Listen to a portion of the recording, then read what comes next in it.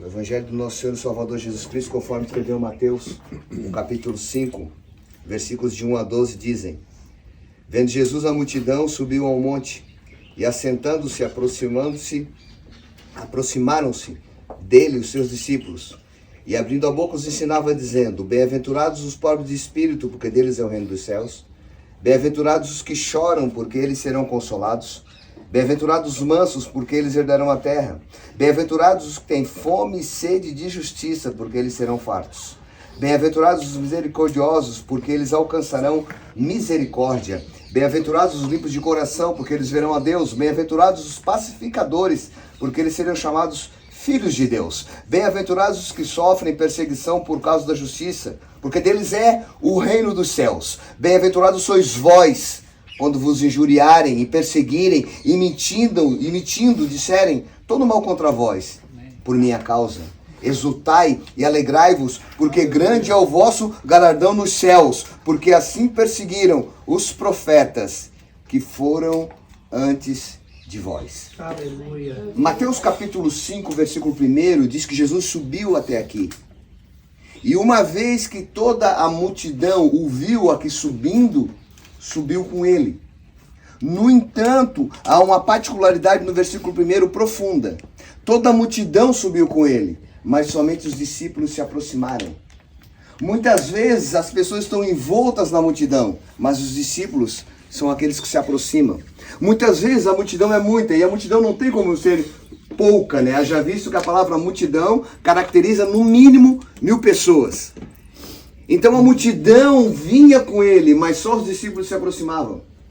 Em que posição você se encontra? Numa posição de multidão ou numa posição de discipulado? A multidão quer somente usufruir daquilo que ele dá, e os discípulos querem viver aquilo que ele é. É por isso que a multidão vem para receber muito de tudo que ele tem para dar, mas o pouco que dele se aproxima se caracteriza por discípulo, porque quer obter o que ele é. Multidões e multidões estão aqui. A gente tem visto, a gente está aqui em caravana e vê muita gente aqui. E eu não estou aqui para julgar ninguém, mas para levar todo mundo a meditar naquilo que a palavra está nos orientando. Qual o posicionamento nosso aqui no Monte das Bem-aventuranças? Qual a reação nossa em torno do sermão que eu estou ministrando? Repetindo por revelação aquilo que na essência ele disse: nesse lugar. E ele, abrindo a boca, os ensinava dizendo: Jesus Cristo de Nazaré não fazia nada sem ensino. Logo, tudo o que ele fazia, ele dizia. E tudo o que ele dizia, ele fazia. Portanto, primeiro fazia, para depois dizer o que havia feito. Em tudo nele havia um ensino. O propósito dele era sempre ensinar algo novo, algo inédito, algo necessário, algo fundamental, algo importante. O ensino não era particularizado, apesar da intimidade daqueles que dele se aproximavam, definindo-se como discípulos. O ensino era para todo mundo que queria ouvir, para todo mundo que queria escutar. Agora, nem tudo aquilo que eu aprendo é o que eu executo. A multidão aprendia, mas não executava. Quando você aprende e não executa, você conhece, mas você não vive. Então a multidão conhecia, a multidão sabia, a multidão tinha ciência, consciência, mas não tinha convivência com o ensino deliberado. Quem é você? Multidão ou discípulo? Examine-se, pois, cada um a si mesmo. Estamos na condição que eles estavam aqui, talvez o local vizinho específico que ele parou para falar não tenha sido esse. Mas vocês estão percebendo, há uma atmosfera diferente. Aleluia. Uma multidão vai passar hoje aqui. Mas pelo que eu vi na portaria, pelo que eu vi no caminho do jardim, somos os primeiros a chegar aqui. Aleluia. Então hoje virá uma multidão aqui. Somos os primeiros a chegar aqui.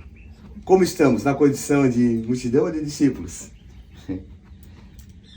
Mateus 5,3 diz: Bem-aventurados os pobres de espírito, porque deles é o reino dos céus. O que me chama a atenção é que cada versículo das bem-aventuranças, ele dá um porquê. Ele dá a condição da pessoa e o porquê que essa tal pessoa, apesar da condição, é um bem-aventurado. Você sabe o que é um bem-aventurado? Um bem-aventurado é alguém mais do que abençoado. Amém. Então não é alguém que vai receber a bênção, é alguém que a bênção é. Você é uma bênção, você é uma bênção. Amém. Então você é um bem-aventurado. Jesus está dizendo, olha, bem-aventurados são os pobres de espírito. E quem eram os pobres de espírito? Aquelas pessoas que estavam diante dele. Havia uma pobreza de espírito.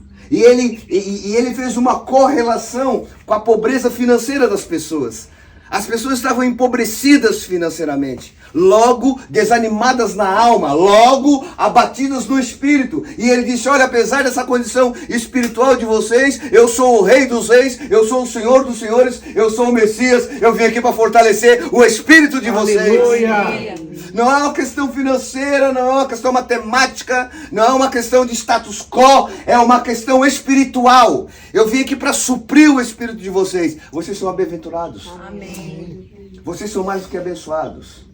Eu estou levantando vocês para vocês serem uma bênção e não para vocês estarem correndo atrás da bênção. Amém. Há um porquê para tudo, há um porquê em tudo, há um porquê de tudo. E esse porquê é Jesus. Ele é a resposta para os seus porquês. Amém. Ele é a resposta para as suas interrogações. Amém. Se você está abatido no espírito por uma circunstância da vida, quer seja presente ou do passado, o seu futuro vai poder ser melhor. Amém. Se você crê pela fé que você é um bem-aventurado. Você crê pela fé que você é um bem-aventurado? Amém. Bem-aventurados os que choram, porque eles serão consolados. As suas lágrimas não são em vão. O salmista disse, aquele que vai plantando, chorando, vai regar vai colher com alegria, e grandes serão os seus molhos, os seus feixes, o fruto da sua colheita. Se você tem chorado de tristeza, eu quero informar para você, são essas lágrimas que vão fazer com as sementes de justiça que eu estou lançando sobre a sua vida agora, produzam frutos de graça, de paz, de santidade, no critério matemático bíblico que diz a 10, a 30, a 60 e a 100 por um vocês terão, porque nós somos bem-aventurados. Não há ninguém em Deus que não seja consolado, amigo. Glória a Deus. Eu falava para uma jovem ontem à noite, eu vejo seu rosto triste, mas eu quero dizer para você, você vai ser consolada, porque diante de Deus são bem-aventurados aqueles que choram, porque eles serão consolados. Não tenha medo de chorar, querido, libere essa tristeza, manda esse negócio embora, porque existe um espírito de consolação aqui no monte da bem-aventurança. Aleluia. Ai, meu Deus. Eita, glória. Então o versículo 5 diz, bem-aventurados os mansos, porque eles herdarão a terra. Amém. Se já não estava sendo fácil ser manso naqueles dias, imagina os dias de hoje. Mas o Espírito de Deus pode fazer de você uma pessoa mansa. Pastor, o que é ser manso? Ser manso é ter a raiva em controle, amigo. Isso é que é ser manso. Ser manso é ter a raiva em controle. Ninguém vai deixar, ninguém vai conseguir, desculpe-me, deixar de ter raiva por um tempo, por um momento, por um procedimento, por uma circunstância, por uma situação.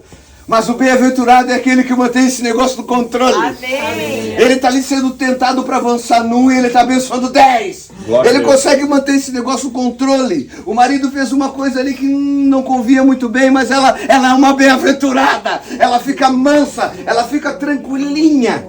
Nós estamos na caravana, daqui a pouco ela vai chegar no final. Esse homem vai ser um bem-aventurado, porque ele vai ficar equilibrado nas terras ali, no negócio ali. Ele vai ficar equilibrado. Amém. Por quê? Porque ele é bem-aventurado. Aleluia. Glória a Deus.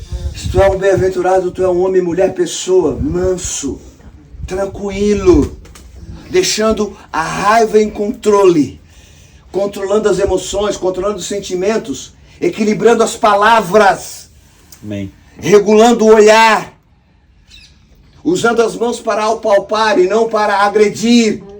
Esse é um bem-aventurado. E isso não é religião, isso não é catolicismo, isso não é evangélico. Isso é vida, estilo de vida, isso é Cristo. Cristo em vós, a esperança da glória, diz a palavra de Deus. Pastor, o que diz o versículo 6? Bem-aventurados que têm fome e sede de justiça, porque eles serão fartos. A multidão parou na frente dele, esperava o quê? Multiplicação de pães. A multidão parou na frente dele, esperava o quê? Multiplicação de peixes. E os discípulos esperavam o quê? Os discípulos tinham fome do quê? Da justiça. A injustiça está solta. Já faz tempo que a injustiça está solta. Cada um entre todos nós que está aqui já viveu na sua vida e vai viver ainda níveis de injustiça. É quando a injustiça bate na sua vida, é quando a justiça bate na sua história, é quando a justiça bate no seu coração, cada um entre nós com a sua verdade, mas você é bem-aventurado, porque você será farto. Amém. Glória a Nós seremos, Deus. quem crê? Nós seremos fartos da justiça de Deus. Eu declaro a justiça de Deus sobre as suas vidas. Eu declaro que o inimigo não vai prevalecer sobre suas vidas. Toda injustiça contra nós vai cair por terra na autoridade do nome. Nós somos bem-aventurados em Deus, amigos. Nós somos bem-aventurados em Cristo. Amém. Glória a Deus. Tu tem fome e sede de justiça? Aleluia. Então tá, você será farto. Glória a Deus. Jesus está dizendo o porquê que você é, o porquê que você está, e quem você será e aonde vai chegar.